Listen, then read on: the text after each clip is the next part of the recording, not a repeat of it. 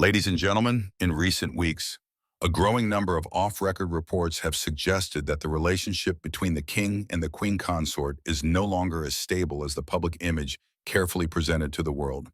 They have been repeatedly seen appearing separately. Joint engagements have quietly disappeared from the calendar. And inside Buckingham Palace, one unsettling question has begun to circulate behind closed doors. Has a line been crossed that can never be undone? Because tonight's headline is not about rumor or palace gossip. It is about an allegation so severe that it strikes at the very heart of royal security itself. According to multiple sources familiar with the situation, Buckingham Palace has officially stripped Camilla of all titles after investigators uncovered what is being described as an assassination plot linked to individuals within her immediate sphere. This was not a sudden or emotional decision. Insiders say the process unfolded with clinical precision. Intelligence briefings were delivered directly to the highest level. Security protocols were escalated without public explanation. And behind the scenes, a quiet but urgent assessment was launched to determine not only what had been planned, but how such a threat could have moved so close to the core of the monarchy. What has shocked many within the palace is not only the nature of the plot, but the alleged motive behind it. Sources describe a pattern of obsession with control, influence, and preservation of personal power at all costs.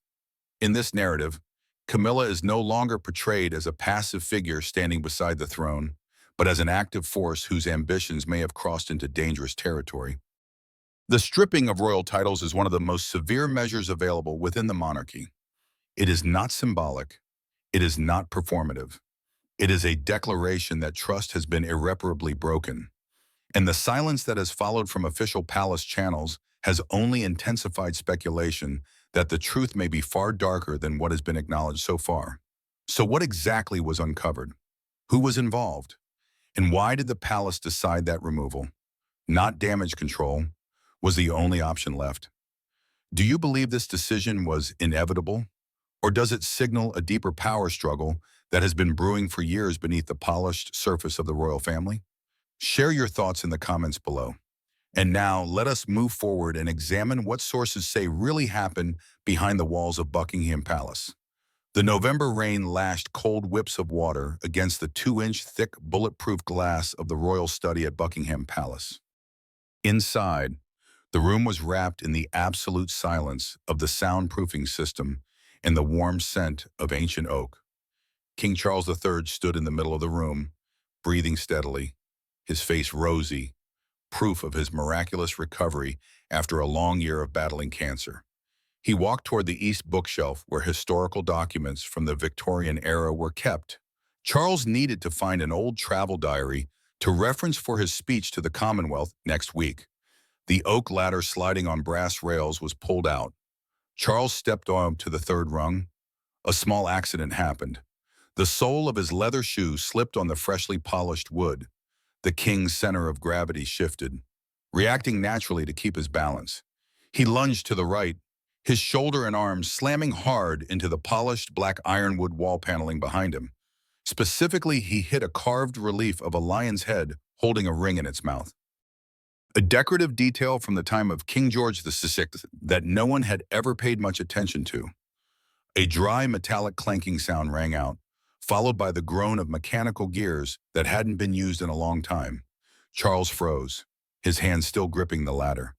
Before his eyes, the heavy wooden panel, which usually looked like a seamless part of the room's architecture, suddenly shuddered. It didn't swing open like a normal door. It slid sideways. The ironwood panel moved slowly to the left, revealing a rectangular niche cut deep into the palace's ancient stone. The darkness inside the niche breathed out a smell of mold and cold dampness, the scent of secrets buried for generations. Charles's heart pounded in his chest. He stepped down from the ladder and approached the dark hollow. This was not a royal safe. This was a secret mechanism that even he, the master of this palace for decades, had never known about. Perhaps it was designed for wartime emergencies or to hide things not meant for official history books. Inside that dark space, there was no gold or crown. There was only a single object, a lead-gray metal box, a modern type that is fireproof and waterproof.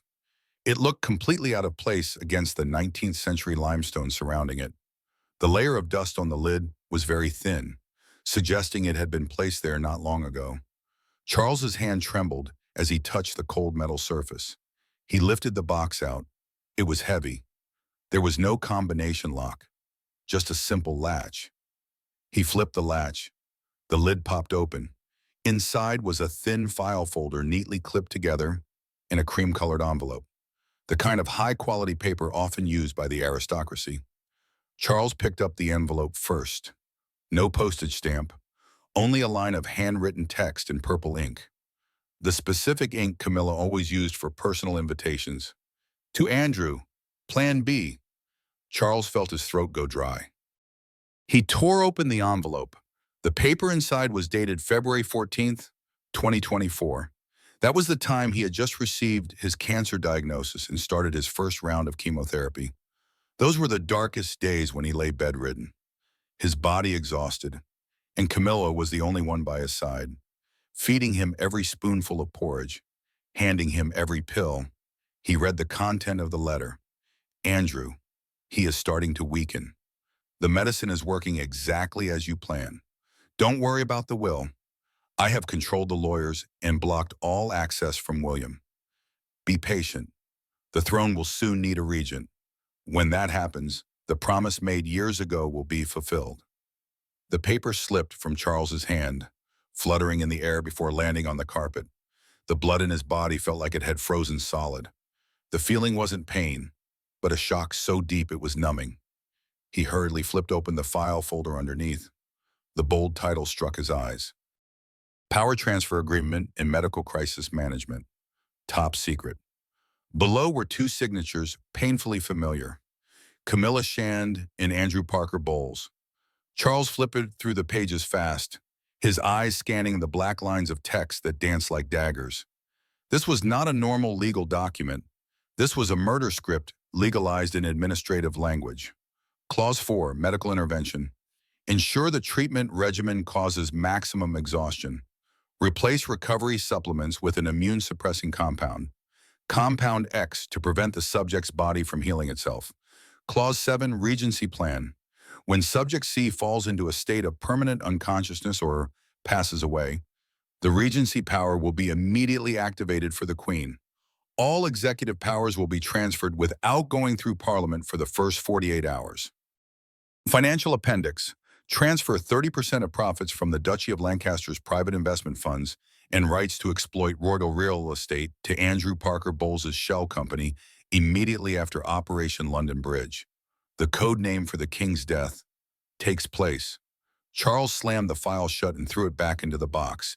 He leaned his hands on the desk, gasping for breath. Memories of last year came rushing back like a flood. The constant fatigue, the fevers with no clear cause, the times he felt his chest crushed, his mind foggy and disoriented.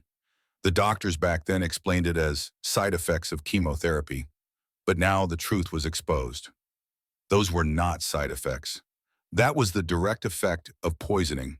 The woman he called his wife, the one he had fought the world to make queen, had been silently killing him day by day, hour by hour. And the puppeteer behind it, the ultimate beneficiary, was her ex-husband. Charles stood up straight. His eyes changed. The hurt of a husband vanished, replaced by the ruthless coldness of a king facing treason. He didn't smash things. He didn't scream. In the vast room, Charles walked beneath the portrait of Queen Elizabeth II. He took a deep breath, regaining absolute calm. He returned to his desk and flipped open the lid of the secure red phone, the hotline that connects directly only to the Prince of Wales and the Prime Minister in case of nuclear war. He dialed William's number. At Adelaide Cottage, Windsor, the clock showed no one. William's personal phone vibrated with a uniquely piercing frequency. The code red signal. William sat up immediately, throwing the blanket aside so as not to wake Catherine. He grabbed the phone, authenticating it with a retina scan. "Father?" William asked briefly, his voice completely awake. his hand already reaching for the Glock 17 pistol kept in a fingerprint-locked drawer. "Come to Buckingham immediately." Charles's voice rang out, not in panic, but with the commanding tone of a commander-in-chief. "Come alone. Use entrance number 4, the East Underground Tunnel. Do not let anyone see you, not even the outer security team. Turn off all tracking devices." "Understood. I will be there in 20 minutes." William replied and hung up. He quickly put on a black tactical outfit and threw on a long coat to conceal his weapon. He moved to the basement of Adelaide Cottage, where a secret passage led to the Victorian sewer system, which connected to the Royal Tunnel network. William started his specialized electric motorcycle and sped off into the darkness beneath London. Exactly 30 minutes later, the camouflage door behind the bookcase in King Charles's study shuddered slightly and opened. William stepped in, brushing tunnel dust off his coat. He saw his father sitting motionless in an armchair, facing the gray metal box in a roaring fireplace. Charles said nothing, only nodding toward the box. William approached, took off his gloves, and began to flip through the documents. The room was silent, save for the rustling of paper and the crackle of dry wood in the fire. William read very fast, his blue eyes, usually warm, now narrowed, sharp as a scalpel. His jaw clenched tight when he read the section about dividing assets for Andrew Parker Bowles. "Last year," William spoke up, his voice low and hoarse from suppressing his rage, "when you were in the intensive care unit, gasping for oxygen, they were sitting in the next room drafting this." "Correct," Charles replied, his eyes still staring into the flames. "I asked myself why my body reacted so violently to the medicine. I thought it was just old age and weakness. It turns out it was the result of the devotion of the person sharing my pillow." William slammed the file shut. "This is attempted murder, Father. It's not just an affair or greed for power anymore. This is a crime. Andrew Parker Bowles and that woman planned to kill the king to seize the regency. I recovered. That was the only variable they didn't foresee." Charles turned to look at his son, his eyes burning with the fire of vengeance. "The fact that I hit that wall and found this is also God's will. God did not allow this dynasty to fall into the hands of traitors." William stood up, pacing the room, calculating strategic options. "We need to act tonight. I will mobilize the SAS, Special Air Service, to raid Clarence's house. Arrest her immediately." "No." Charles raised a hand to stop him. His voice was steely. "If we make a noise now, Andrew will destroy the evidence on his end. He is a former Army officer, an old intelligence fox. If he knows he's exposed, he will activate contingency measures to scatter assets and wipe digital traces. We need a comprehensive ambush." Charles stepped closer to his son and placed a hand on William's shoulder. "Take this entire file. Bring it to your base. Mobilize the Grey Cloaks team, those who are absolutely loyal. I want forensic analysis immediately to verify fingerprints, DNA samples, and the age of the ink. I need ironclad evidence that cannot be denied in court." "And Camilla?" William asked, looking worriedly toward the corridor leading to the Queen's bedroom. "Leave her to me," Charles said, a cold smile passing over his lips. "Tomorrow morning, I have scheduled afternoon tea with her in the High Garden. I want to see her face when the mask falls off. You prepare the arrest warrant. When my teacup touches the saucer, that is the signal to attack." William nodded, understanding his father's intent. This wasn't just arresting criminals. This was an internal purge requiring absolute precision. He gathered the documents into the box and secured the latch. "I'm going.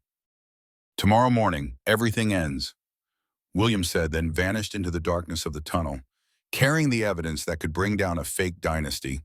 At the high-security underground bunker, Bunker 4, beneath Kensington Palace, the clock showed 3:00 a.m.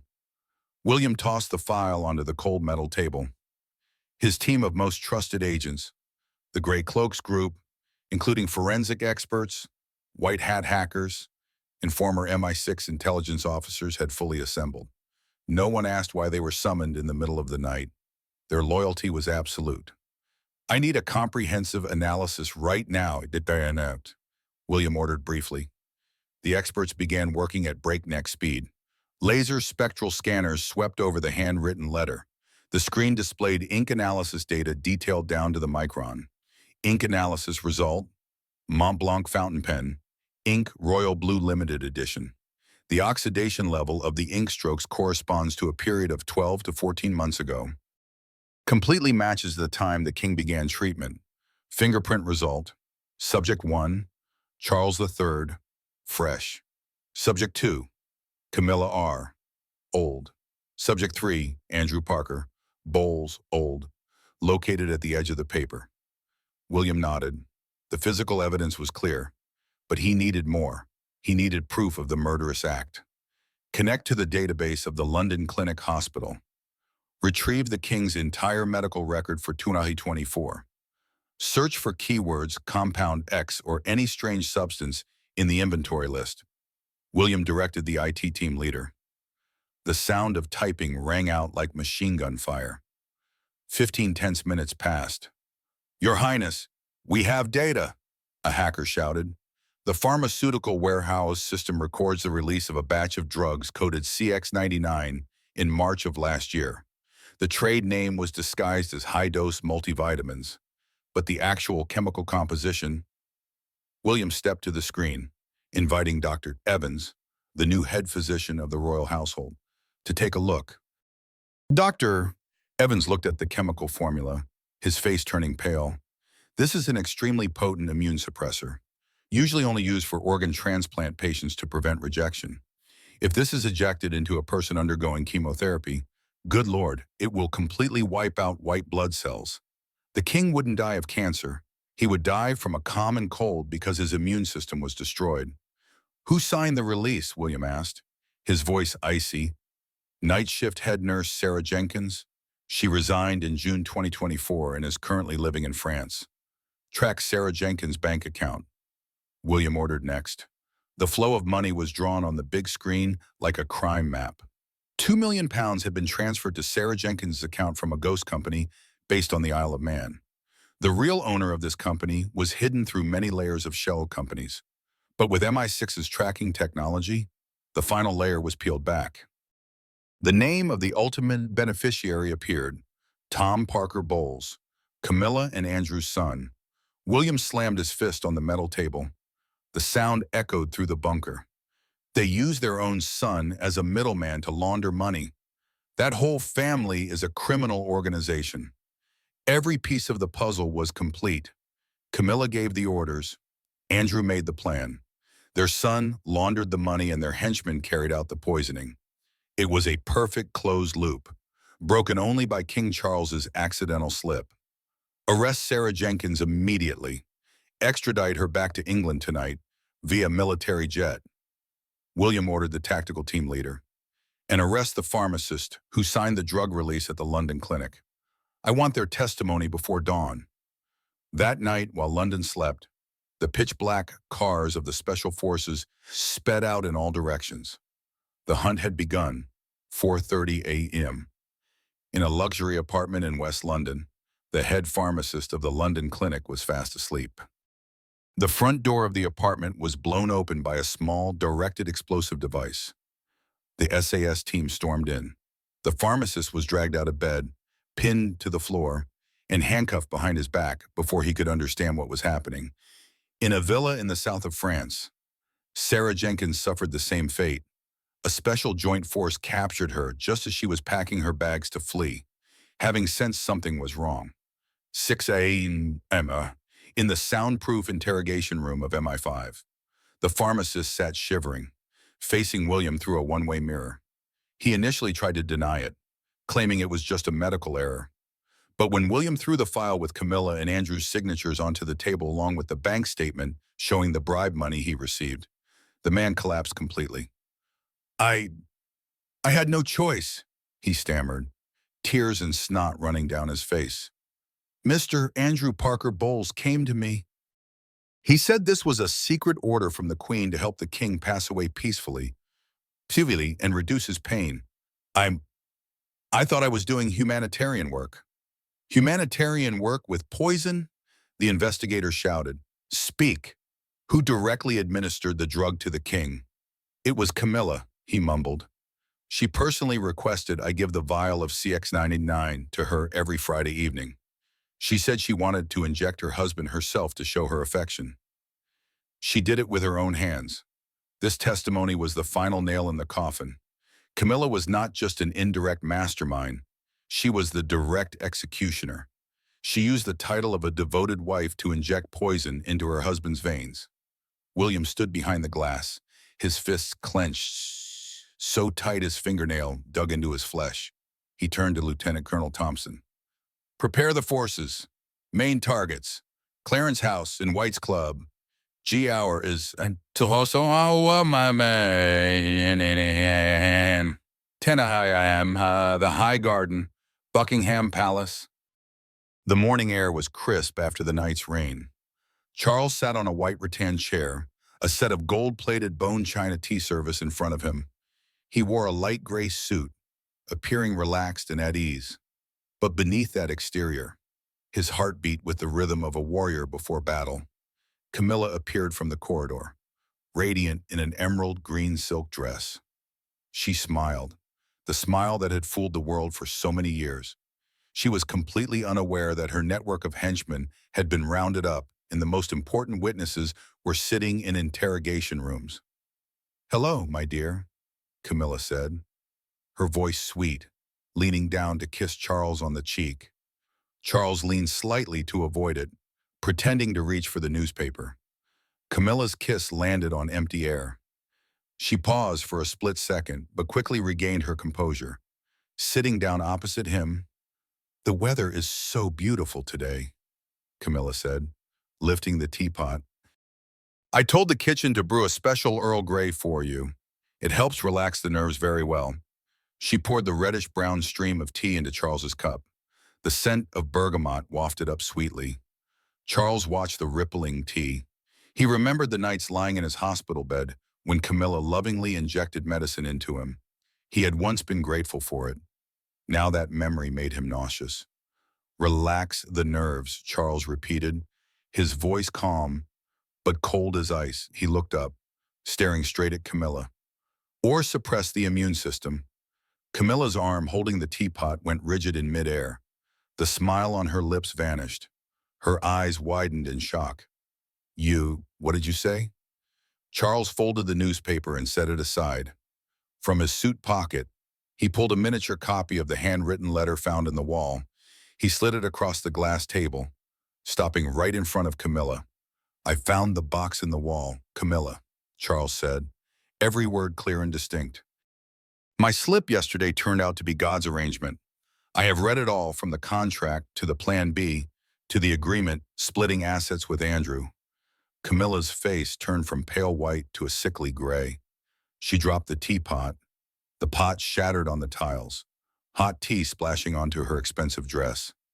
"Charles, listen to me explain. It's just a misunderstanding." Camilla stammered, her hands trembling as she gripped the edge of the table, breathing heavily. "Andrew, he forced me. He threatened me. Don't shift the blame." Charles cut her off, his voice hardening.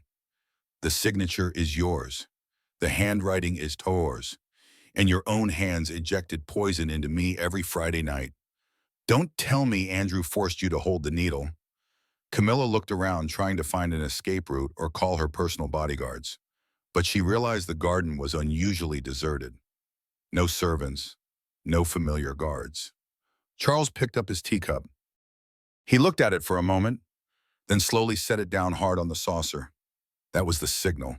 From the artistically trimmed bushes around them, from behind the stone statues, dozens of SAS Special Forces soldiers equipped with heavy weapons and clad in full black armor emerged simultaneously. They moved fast and efficiently, forming a tight circle. William stepped out from behind Charles, his face cold. He didn't look at Camilla, but nodded to the captain of the guard. Camilla screamed, backing away and knocking over her chair. "William, what are you doing? I am the Queen. Do you dare touch me?" Two female special officers stepped forward without a word. The cold click of handcuffs rang out. You are no longer queen, William said, his voice echoing through the garden. The order to strip your titles has been signed and sealed with the royal seal. You are under arrest for the attempted murder of the king, treason and embezzlement of national assets. Charles, save me. We are husband and wife. I did it all for love, Camilla screamed, struggling in desperation as she was dragged away across the gravel. Charles stood up, turning his back on the screaming woman. He looked at the roses in full bloom, but in his eyes they looked gray. Love, Charles whispered to himself. You never knew what love was. You only loved the crown on my head. At the same time, Camilla was arrested at the palace. Another strike was taking place in central London. White's Gentlemen's Club on St. James's Street, the gathering place for the most powerful elite in Britain. Andrew Parker Bowles was sitting in a VIP room enjoying a glass of 50-year-old single malt whiskey. He was laughing with a few old friends about his plans to expand his estate. He believed Plan B was progressing well. Even though Charles seemed to be recovering, he had other backup plans. The thick oak door was kicked open with tremendous force. A stun grenade was thrown into the room. A blinding light flashed, followed by a deafening bang. Andrew was stunned, falling off the sofa, his glass shattering on the floor. When he regained his senses, the barrel of an MP5 submachine gun from the counterterrorism squad was pressed against his temple. Andrew Parker Bowles, you are under arrest under the Treason Act of 1351, the commander shouted through his gas mask. You people are crazy. I am a former officer. I have immunity, Andrew roared, trying to struggle with the instincts of an old soldier. The commander didn't argue. He pulled out a photocopy of the assassination contract and slapped it onto Andrew's face. Your immunity expired the moment you signed your name on this paper with your ex-wife. Seeing his signature on the contract found in the wall, Andrew went pale. He understood immediately the secret niche had been exposed. Camilla had failed. He was no longer the powerful ex-husband. He was now just a criminal who plotted to kill a king. He gave up, letting the police handcuff him and put a black bag over his head. He was dragged out of the most prestigious club in England like a stray dog. Outside, William had arranged for trusted reporters to be ready. Photos of Andrew, handcuffed, head covered, being escorted into an armored van, quickly spread around the world. This public humiliation was the most painful punishment for an arrogant man like him. At another location, Tom Parker Bowles was also arrested right in his office while trying to destroy financial documents. The entire Parker Bowles clan collapsed in a single morning, 8 p.m. That same day, the ballroom at Buckingham Palace was solemnly decorated. BBC cameras were ready to broadcast live to billions of viewers globally.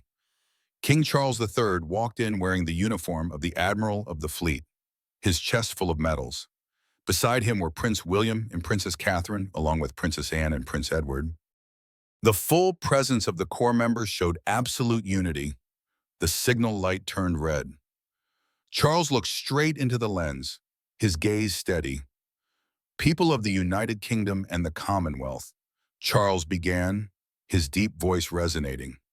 Today, with deep sorrow, but also with the resolve necessary to protect the dignity of the throne, I announce an unprecedented decision. The Privy Council has passed a decree stripping Mrs. Camilla Shand of all royal titles, honorary military ranks, and patronages. From this moment on, she is no longer queen, nor a member of the royal family. Although the speech did not go into the gruesome details of the murder plot to avoid causing social panic, Charles skillfully used the heaviest legal phrases: serious violation of the oath of allegiance, threat to national security, and betrayal of the monarch's trust. Immediately after the speech, the palace allowed a controlled leak of parts of the contract in the wall to the press. The world was shocked.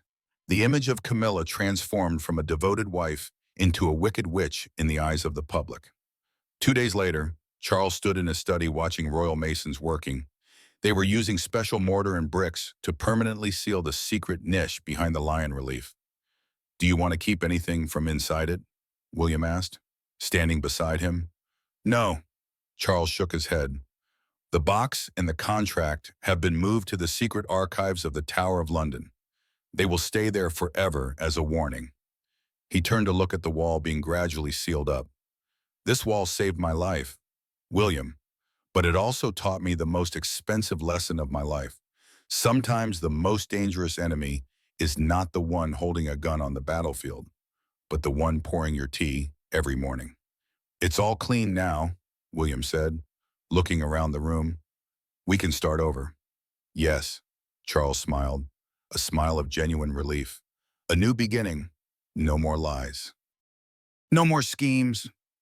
Outside the window, the Royal Standard flag still flew proudly in the cold London wind, signaling that the king was still here, and this dynasty had weathered the greatest storm to become stronger than ever. Thank you for staying with us until the end of this video. What you have just heard is not a conclusion, but the opening of a much larger question that continues to unfold behind the closed doors of Buckingham Palace. When power, secrecy, and personal ambition collide at the highest level of the monarchy, the truth is rarely simple and never fully revealed at once. As more details emerge and silence grows louder than any official statement, one thing is clear: this story is far from over. What happens next could redefine relationships, reshape authority, and change how the public views the royal institution itself. Now we want to hear from you. Do you believe this decision was inevitable?